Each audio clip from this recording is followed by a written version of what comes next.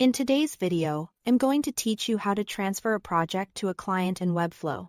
If you've just finished building a site and you are ready to hand it off, transferring the project properly is an important final step.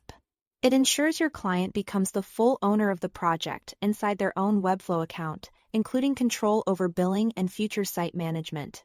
This is especially helpful when you want a clean handoff and want to avoid continuing to manage the project from your own dashboard. To get started, go to your Webflow dashboard. This is where all of your projects are listed. So take a moment to locate the specific project you want to send to your client.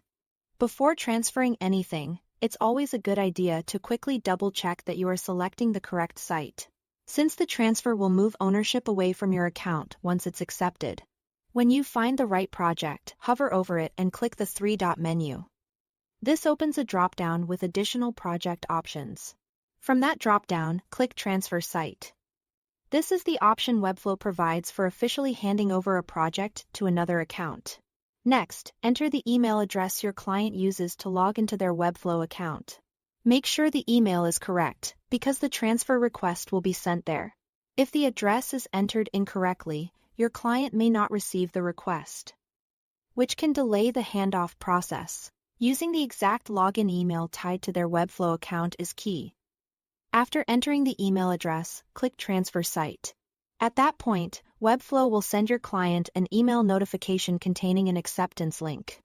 This means the transfer is not completed immediately on your side alone. Your client still needs to open that email, log into their Webflow account and accept the transfer request. Once the client accepts, the project will instantly move from your dashboard to theirs. From that moment on, they will have full ownership of the site, along with complete billing control. That means they can manage the project directly from their own account without relying on your workspace. This process makes the handoff professional, organized, and easy for both you and your client. If you are transferring finished work regularly, getting comfortable with this workflow can save time and prevent confusion later. That's all to it. Thanks for watching.